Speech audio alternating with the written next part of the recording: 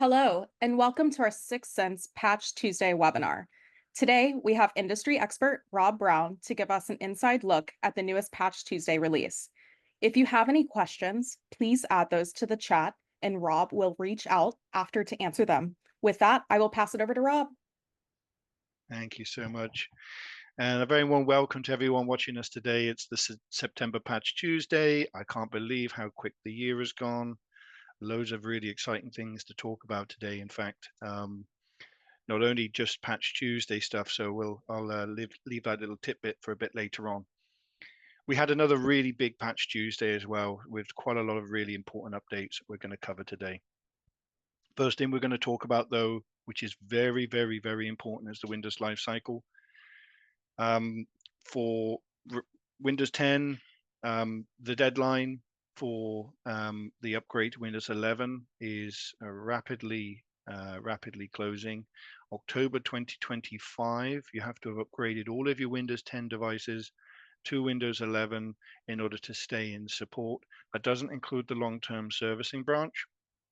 It's very, very important that you move across to Windows 11 with a supported feature update. And if you're thinking about going to Windows 11 22H2, you only have a month and a bit to go before that goes end of life. So the minimum Windows 11 feature update is 23H2, which takes you all the way to the 10th of November 2026. We still support all patch content until these officially go end of life, and that does include Windows Server 2012 ESU, year 1, year 2, and year 3. That will eventually go end of life on the 10th of October 2026 as well. Lots of people have asked where these months come from. Why does Microsoft pick October or November or whatever? But I don't think anyone really knows. So all we can do is keep you updated. October is really, really close for Windows 11 22H2. Please make preparations to get to the latest feature update. Now, we are aware that Microsoft is on the cusp of releasing 24H2 anytime now. In fact, if you are using the Microsoft Copilot, if you see that little Copilot icon in the bottom right corner, that actually is going to be in the 24H2, interestingly enough. If you don't have 24H2 already, you might be wondering, why have you got the Copilot? Well, the Copilot there is like a preview update, sort of giving you an idea of what it's going to look like if you were to officially go to 24H2. And that's kind of interesting with regards to the patching of those updates in the future. I want to talk about Google very quickly. So kind of interesting year for Google, because last year we had the craziest year of the number of weaponized updates. This year, however, we only have received the 10th 0-day weaponized update. I say the 10th, it's the 9 months, it's 10. Last year was really, really worse. So this particular update is to do with the compiler in the back end when selecting the instructions to generate just-in-time or JIT compilation. There are two versions, one for Windows and Mac and one for Linux. So for Windows and Mac, you need to go to 128.0.6613.84 or 85. And for Linux, it's 84. So please make sure that the third-party updates are included. Lots of people ask me about enabling the Google in-place upgrade. That's the upgrade that comes with the Google browser. The same for Mozilla, the same for many other tools that have a built-in auto update mechanism. I recommend that if that is the only patch deployment tool you have, please go ahead and enable it. But there is one disadvantage of enabling the in-place updater, and that's it. And that's if the Google browser isn't launched, you will not be updated on that device. So if you haven't used Google for a month, well, in this case, you probably will be using Google every day, but there is another update with a built-in updater. If you don't open it, then you're not actually solving the bugs that are fixed. And that can cause a bit of an issue, especially as any of the vulnerabilities can be used in a ransomware attack, and it's best to proactively update them as quickly as you can according to your strategy. And we're going to cover a little bit about strategy as well today. If you're familiar with this layout, I'll be giving you as much advice as possible on the different strategies you might be using. We have close to 1 million updates being deployed on a monthly basis for our managed services customers. So we use many different strategies for selecting them and for deploying them according to each customer. Now, I mentioned Patch Tuesday was rather big. It's another month of a very large release. We had 74 in total. I'm not including the Azure updates because actually they come down automatically from the Microsoft platform. We didn't receive any .NET updates. Really interesting. So please pay attention for the next few weeks. If you have .NET on a lot of your systems, which I assume you will do, you may find that that gets deployed as an out-of-band update. So it's very, very important. But that's why we actually had slightly less updates than we might have had if we did have the .NETs included. 4 critical, 69 important, 1 moderate. However, this month we had 19 that are more likely to be weaponized. And we'll talk about what weaponized means in a second. That is almost twice as many as we had last month. So it's rather interesting that that has happened, especially with the .NET framework not being included. We had only 4 that are weaponized. I say only because last month we had 6. One of them is public aware, and one that is weaponized is also public aware. So there's kind of a double risk there. 4 jump points again, which I'll explain all of the terminology above in just a second. So let's look at the bug type. So this is one selection criteria of one method of maybe how you are deploying your updates, especially if you can't deploy everything at once. That's not always possible. So if you are selecting the updates that are more important than others, then you may actually use the bug type as a selection methodology. The bug types include elevation of privilege. This is the second month where we've had elevation of privilege as the highest bug count. That's where a threat actor gains access to an employee's account, bypasses the proper authorization channel, and successfully grants themselves access to data they're not supposed to have. Remote code execution vulnerability is by far the worst type of bug type. And that's there's 23 fixes, a class of cyber attack in which attackers remotely execute commands to place malware or other malicious code on your computer or network. So if you had to select between one or the other, you might want to make sure that you deploy the remote code execution vulnerability first, if that is the only selection criteria you have available. Information disclosure vulnerability is 11. That's when a program unintentionally reveals sensitive information. Denial of service, 7 of those. That's an attack meant to shut down a machine or a network, making it inaccessible. Security feature bypass, which I think is very important. That's when an attacker bypasses the authentication mechanisms of a device to gain unauthorized access. And lastly, spoofing. That's an act of disguise where you can disguise a communication or an identity. And we just had 3 of those. Now, if you are using Syxsense, we have some additional vectors that you can use to select the patches that are most important to you. And we're going to cover this like we do every single month.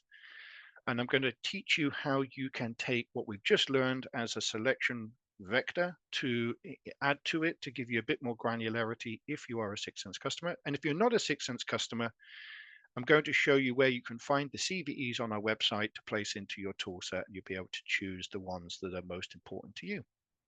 Starting with the severity. Now, the severity for us is in 2 different places. One is the vendor themselves will allocate a severity of their fix from critical, high, medium, low, and finally NA. Critical being the worst and NA being the least. We also have the independently assigned calculation called a CVSS score. and that is independently assigned. Now, the vendor can issue the score initially, but it will get recalculated by NIST. And they use a calculator that takes a lot of different factors into consideration, and it creates a score out of 10. 10 being the very worst, 0 being the least, as an equivalent of an NA. Now, if you combine the two together, you have a much better idea about the severity of a vulnerability and whether or not you want to include it in your deployment. The next is the state of the vulnerability. And we receive the state of the vulnerabilities from both the vendors and our antivirus partners, where they can tell us whether or not the vulnerability is being used in an active attack somewhere. That is called a weaponized status. A weaponized status means that somebody has identified that that CVE is being used in an active attack, and you can use that weaponized status as a deployment vector. Or sometimes weaponized vulnerabilities don't actually have a high severity. So please be aware, just because it is weaponized doesn't mean it goes from medium to high to critical. Sometimes the vendors stay exactly where that severity was. The same for CVSS. It doesn't always increase just because it's become weaponized. So I think it's very important that you take that into consideration. Public aware doesn't mean that I'm holding this this Patch Tuesday webinar. Public aware means that somebody, maybe a white hat hacker or somebody on YouTube, has actually explained exactly how to exploit the vulnerability.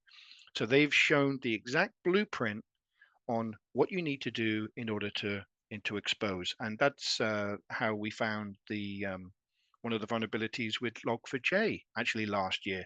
It was somebody that was on, can you believe, Minecraft, and they decided to publish a YouTube video that explained exactly how to exploit the Log4j. Now, public aware means that it has been made public with the precise blueprint, but it doesn't mean it's an easy blueprint to follow. So include public aware if you can, but you will find that a lot of vulnerabilities, and probably 90% of them that are public aware, don't actually ever become weaponized just because of the complexity of those steps. So please be aware that public aware is a really great proactive selection methodology. But if you want to wait for public aware to be in your second round of updates, then please take that advice. Now, to balance this, we have our countermeasures. Now, countermeasures are really useful, especially as we move to more remote working, or you might have an environment that is highly distributed across the US and across the world. Countermeasures exist in two parts.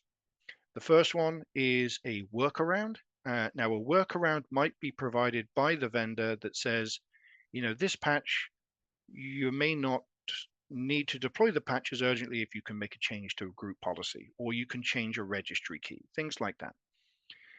Sometimes in a highly distributed environment, you can deploy the countermeasures much easier than a 1.5 gigabyte patch. So if you are aware of countermeasures, you can deploy those countermeasures, whether it's a registry key or a group policy change, and that will effectively get around the need to so urgently deploy the update. We still recommend deploying the update. If the countermeasure recommends that you should remove the workaround once you've deployed the patch, please follow the instructions as per the vendor's recommendation. And then the other countermeasure is called a mitigation. So it might be that you've got the next generation antivirus that doesn't allow this particular vulnerability to exploit you. It could be that you don't have the software in the first place. And that's very important information to be aware, especially as you're building your strategy and your urgency to deploy the updates. And of course, everything sort of circles around your exposure. If your exposure is extremely high for a non-high severity but weaponized vulnerability, but your exposure is very low for a high criticality vulnerability that isn't weaponized, but your exposure is relatively low, then you should probably be using the first recommendation for deployment. So please put everything into perspective as to your exposure, and the more exposed you are for these high criticality weaponized vulnerabilities, please make sure those get deployed first.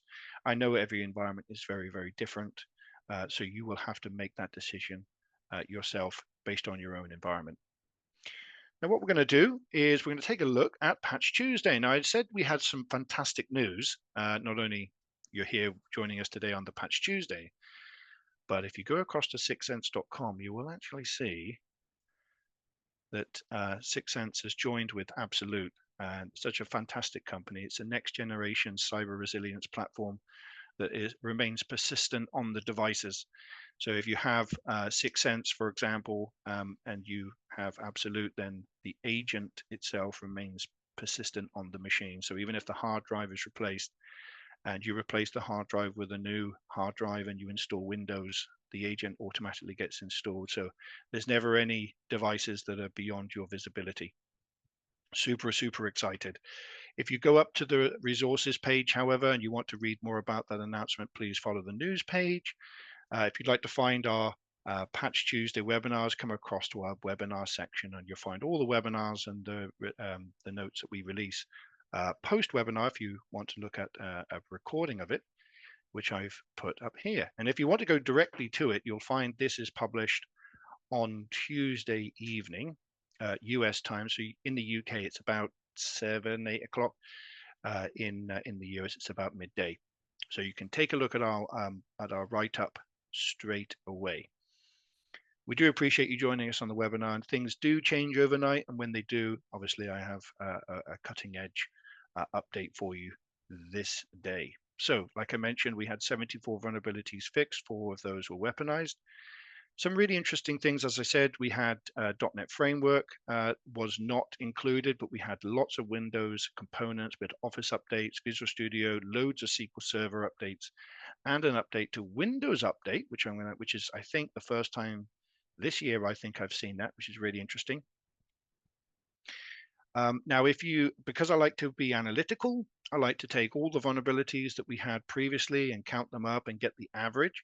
So the total CVSS score of all of the vulnerabilities from the 74 that were fixed is a total of 566.9. That's way less than last month, because last month we had loads more. However, the average score of 7.7 is exactly the same as it was last month. So if you're using that as a guide to how urgently you should be rolling out these updates, please know, very, very serious. Now I've picked 3 and I have one more to talk about to include in your rollout. As I mentioned, if you are not using Syxsense, we will provide the CVEs for those most important to you. The first one being CVE 2024 38217. This is the mark of the web security bypass vulnerability. We've covered this several times. This is the vulnerability that is both weaponized and public-ware. It's the one where you've got both active attacks and somebody has said exactly how to perform this attack. Now, Mark of the Web is a very interesting technology. It's there to protect you. So when you are a Windows 10 or Windows 11 user, actually it works on the OSs as well. If you download anything from the internet or from a network drive or from a PC, where it's come from a source that you don't necessarily trust, Windows automatically sort of attaches a trust signature to the file itself. We call that Mark of the Web. And what that means is that when you download the file to your PC and then you double click the file, it's going to say, hey, are you sure? It's going to come up with a security window. It's going to say, I don't know if I trust this file. You need to give me permission to run the file. Now, the reason why this is both extremely serious, not only if you can remove that mark of the web vulnerability, but if you are looking at combining this vulnerability with another type of vulnerability, which is the Windows file extension. So a lot of users in your organization will not show the file extension. So if you have a Word document, you rely on the Word document icon. And therefore, if you do not show the file extension and you were placing a file on your network, or if I was an attacker and I placed a file on my network called corporate background image.jpeg.exe, and I exploited this vulnerability, the devices that don't show the extension will not show the last bit .exe. So it looks like it's a corporate background, the corporate desktop background.jpg. And you think, okay, I'm going to double click that to see what it looks like. My corporate desktop background, double click it, and now you've just infected yourself with a virus or ransomware. That is why this one is actually so important that I think this needs to be deployed as urgently as possible, even though the vendor has only given this a severity of important. The fact it's already being weaponized is extremely serious. Now, its risk factors for this particular vulnerability is it can be attacked across any network, including the internet, low attack complexity, no privileges. User action is required, so the user has to run it. But like I said, if you can combine it with the file extension and not showing your file extension on devices, it could be a payload waiting to get you on the network. So please prioritize that one. My second one is the highest CVSS rated of all the Patch Tuesday for September. That is CVE 2024-43491. This is the Windows Update remote code execution vulnerability. This particular vulnerability is being weaponized, but it isn't public aware, which actually is really bad, but it's not as bad. But this actually is to do with the way that the long-term servicing branch for Windows 10 operates. So from like usually Windows 10 and Windows 11 has a standard license, and you have feature updates that are updating the PC every single 18 months. It's now extended to 30 months, and each of those feature updates has their own patches. For customers that do not want to keep updating their feature updates, they can use what they call a long-term servicing branch, and that particular operating system has an extended lifespan, meaning you don't have to update it as often. But you should have to patch it, but the operating system update isn't needed as regular.